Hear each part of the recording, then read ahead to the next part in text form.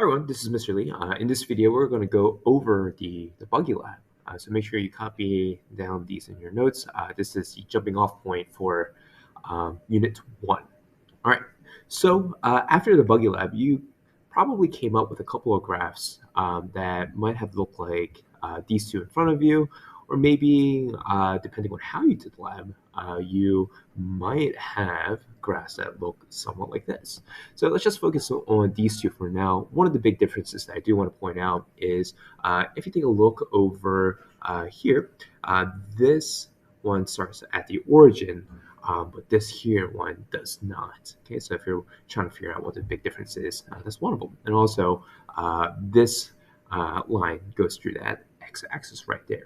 And so, based on your lab or how you conducted the lab, you might get graphs that look different. But at the end of the day, we all did the same lab. We had a toy buggy just roll across the tabletop, and we measured the position with respect to time. And so what this video is going to do is we're going to go over the basics of like why we start off every unit with the lab and what the lab tells us, okay, especially the graphical results.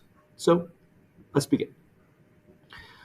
All right. So one of the first things that you need to know is that the line of best fit that you created, okay, in future videos, I might just annotate that as LOBF, is very, very important.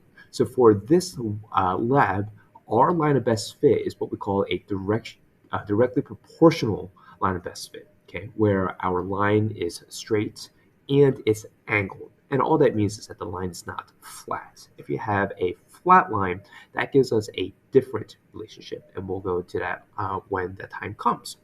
And the line is, it could also have a relationship, what we call linearly proportional. All right. So the reason why we always find the slope for labs is that the slope represents the relationship that we are trying to explore in the lab.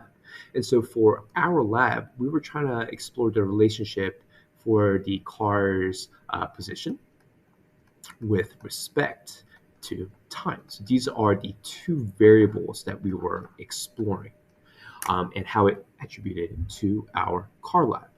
And notice how these two variables are the variables for our x and y axis. And just as a future note, time that you see here for us here in physics is, I would say, about 99% of the time always going to be on your x axis. Okay. All right. Now, for those of you that might not quite remember, the formula for slope, I wrote down the formula slope right there. Slope is equal to y2 minus y1 over x2 minus x1. Sometimes in class you'll hear me say it's the rise over the run, but that is that's a formula. And a side note, you must always have units. And this goes back to the idea of why we perform these labs, right? So once again, we perform the labs so that we can find the relationships between the two variables, and the slope is that relationship. So if the slope is that relationship, then that relationship must have variables.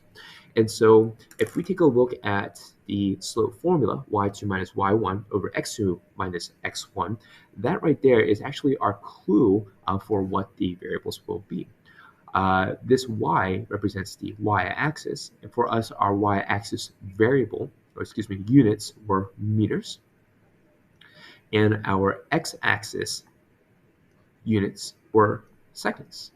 All right. So what that tells us is that the slope for our position time graph has the units of meters per second. Okay.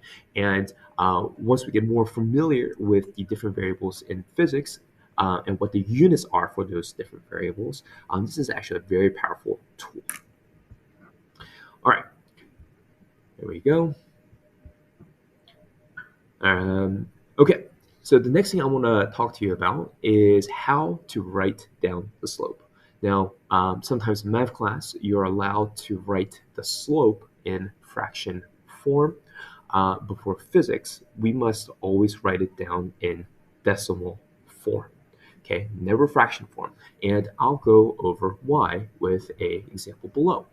So, for example, let's say you perform this lab, right? So showing all parts of a good graph, we have our y-axis, units and variables. We have our x-axis, units and variables. And I'm going to put down the title, firm believer in titles. And here is our line. Okay, and if we want to make it look a little bit more like what we did in the lab, we have our data points. Okay, so we have our data points that look like this, and that's our line of best fit. Okay, so we do the math, and we find that the line of best fit, that red line right there, gives us a slope of, let's say our formula turns out to be 0.47 meters over 0.67 seconds. Okay, so if we write down our slope as 0.47 over 0.67, that is that numerically that's acceptable, but the reason why we never want to have our slopes in fraction form is actually due to our human condition. Okay, remember, slopes represent something. So each of those numbers have to represent something that occurred in our physical world. So that's one of the big differences between our science physics class versus like a math class. Everything numerically leads to something that we did in the classroom or something that is represented in the physical world. So if I were to plug this into the calculator and do a little bit of rounding, this turns out to be roughly 0.70 meters per second. Okay, so let's dissect these two numbers here. Now, fundamentally, they're the same, right? You plug in 0.47 over 0.67 in the calculator, and you get roughly 0.7. But this right side here, this is what I want, and this is what I expect you to do. In fact, on exams, if you give me a slope that is not in decimal form, I cannot accept it. And the reason for that is technically, this 0.7 is in fraction form, but the denominator is over the number 1. Okay, and this is what I'm talking about when we describe the human condition. So this 0.7 over 1 is our ratio, and that's what a slope is. A slope is a ratio. And so what that tells us is that for every 1 second, our car moved 0.7 meters. Okay, and so if I were to do a quick sketch, right, if this is our timeline, so this is time, and this right here is 0 seconds, this is 1 second, this is 2 seconds, this is 3 seconds, and I'll stop it at 4 seconds. Okay, what this ratio here tells us is that for every 1 second that passes, the car moves 0.7 meters, or the car is at a position of 0.7 meters. And so here, this will be position 0, and this will be position 0.7 meters. So from 0 to 0.7 is going to be 0.7 meters. Okay. After 2 seconds have passed, the car traveled, you guessed it, 0.7 meters. And so now the car is at position 1.4 meters. And we can continue this because it is a ratio and it doesn't change. It's a constant ratio, right? And our human mind has an easier time thinking about a ratio that is per 1 second, because that's how we count. We count in 1 seconds, 2 seconds, 3 seconds, 4, right? Now, hardly ever do we ever count it in 0.67 seconds. Frankly, that takes a lot of time to even try to do the math, right? And so this is the reason why we make all of our slopes, all of our ratios per 1 in our denominator. All right, so just as a final note, whenever you find the slope, you have to write it in decimal form, because that decimal form will tell us that we are thinking about the denominator as a per 1. All right, cool.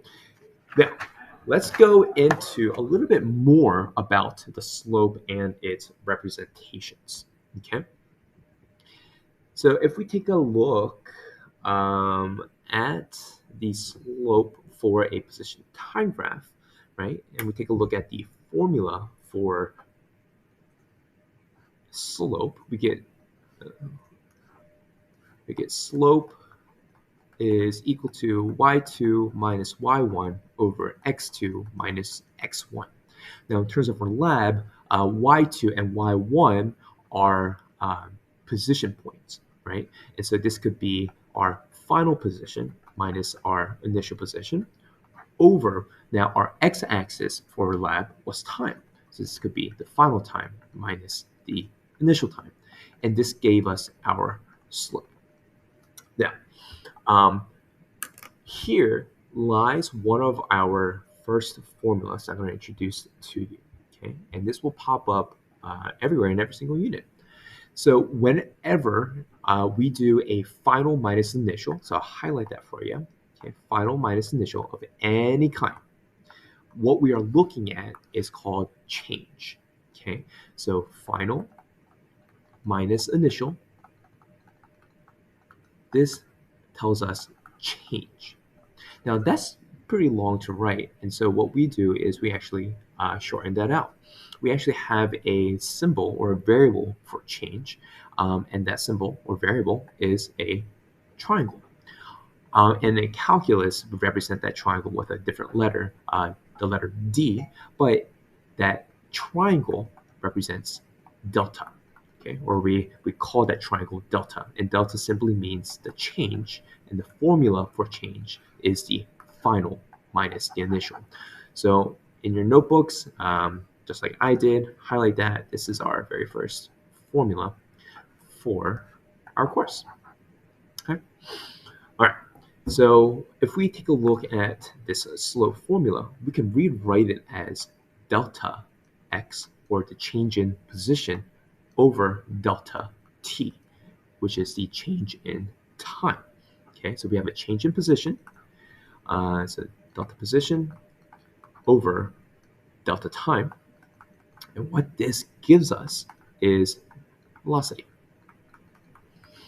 And this right here is our first definition, not a formula necessarily, but a definition. So the definition of velocity, in layman's term, is just how fast something is moving. But for us in physics, it is the change in position over the change in time. All right, so let's try to reconnect everything back to the lab with our new definition of velocity.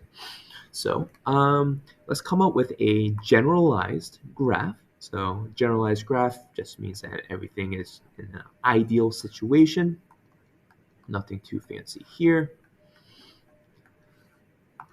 All right. We have our slope right there. And for the sake of this video, I'll just say that this slope is the slope. Oops.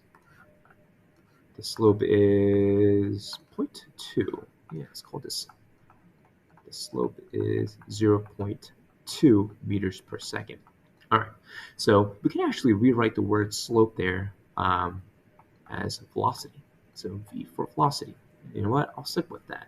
Slope is 0.2 meters per second. Okay, so at the very beginning of this video, we talked about the relationship. And we said that this here has a linear relationship. So whenever we have a linear relationship, we can attribute the formula y is equal to mx plus b. Now this is called the point slope formula. Okay, the point slope formula for a linear line, y equals mx plus b. Now, to really differentiate us from math class, we have to assign meaning to this point slope formula. Now, as a reminder, for physics, all the numbers have a physical representations. Okay, the numbers actually mean something to us. And for our labs, it links something to the lab that we just did. So what I want to do is I want to show you how we can take this y equals mx plus b formula and turn it into a physics formula that we actually used. Now, this y here represents the y-axis, okay? But for us, our y-axis is represented by position. So I'm going to rewrite this y, we'll do this in a different color, as, let's do pink. X for position, okay, is equal to, now that m right there represents slope, and we said that our slope represents velocity. And you see that x right there? That is our x-axis, not to be confused with x as to position. So that x is the x-axis, and so that our x-axis was time. Okay, and that plus b is our y-intercept, and I purposely made our y-intercept to be 0, so I'm not going to write that down. And so what we have here is our generalized formula. And if you take a look, those of you with discerning eyes, we can see that x is equal to v over t. If you just rearrange that, what we get is our velocity formula, okay? Our generalized definition of velocity, which is position over time, right? Which we know to be the change in position over the change in time, right? So this is formula number 1. Okay? And this is just a general formula. We'll get into the more specific formulas in a little bit. All right, so if we have this generalized formula, and we got this from our lab, okay, what we can do with our numbers is associate meaning behind every single number, okay? So let's do this in a different color. Let's do that right there. So started with x is equal to, and that v right there for velocity will be 0.2 t. So this is the formula for our lab, and what this formula tells us is that our position can be determined if we know the time, because we know how fast the object is moving. Okay, and so that's what our line of best fit formula can tell us. All right, but sometimes we won't always have a generalized shape. Our slope can look a little bit different. And so I'm going to show you how we can use our generalized formula and adjust it based on our situation. So let's say that in our lab, we didn't start at the origin, but rather we started, let's say at that point right there. So this is our starting position, okay? And let's say this is, so initial will be XO for initial position. That O means not, and not for us just means the initial conditions. Let's say this is, I don't know, 1.2, okay, 1.2 meters, because that's our y-axis units. Okay, so if this is our line of best fit, and we did the math, and we found that our slope, our velocity, we'll just stick with 0.2 meters per second. Okay, so if this is the graph that we got, you are expected to create a line of best fit formula that represents the lab. And so what I want to do is I want to start off with the y equals mx plus b format, and from there I can replace the different variables with what we know. So let's come up with a generalized formula. So this y is our x, okay? And just to make things a little bit more clear, this is our position at any time. So we're going to call that xf, or our final position, and that m is our velocity, so v, and this x is our time variable for t, and this b is our y-intercept. And I just said that our y-intercept is our initial position, right? So that's where we started for our Buggy Lab. And so this will be XO. Now, once again, this goes back to our definition of velocity. If we rearrange this, we get XF minus XO equals V times T. And if I divide both sides by T, I get XF minus XO over T, which is our definition of velocity. Okay, it popped up again. Isn't that cool? All right. Now, in terms of what our line of best fit formula would look like if we had numbers, it would look like this. XF, or we could just write it as X actually. X is equal to our slope is 0.2. Our x-axis is still t for time, plus our y-intercept, which was 1.2. Okay, so we would write down this formula next to our line, and this is such a powerful tool because when we show this to others or other physicists, we know exactly what this means. So let's just break this down. So this tells us our final position can be found because we know here this is 0.2, so our velocity is 0.2 meters per second. Okay, we can find the final position at any moment of time, and we know that this object, our initial position, this object started off at 1.2 meters. So each one of those variables in our line of best fit formula has a very physical representation. Okay, so we know where the car could be at any moment of time if we know how fast something is moving and if we know where it started. Okay, one final point that I want to make for our labs, okay, I will almost always ask you to find the line of best fit formula for your data. And not only do you have to find it, but you have to write it next to your actual line itself.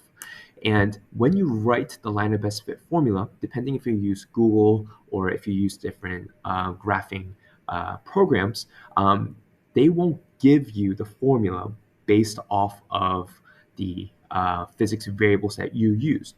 They will always give you the formula in the y equals mx plus b format. So it is up to you to rewrite the line of best fit formula to match what we did in class. So instead of writing y is equal to 0.2x plus 1.2, so this is a big no-no, right? I want you to get in the habit of rewriting your line of best fit formula to represent what we did in class. And so that formula will be x is equal to 0.2 t plus 1.2. And this right here, this deserves a happy face. All right, that's that. In our next video, we're going to go further down the definition of speed and velocity. I'll see you then. Bye-bye.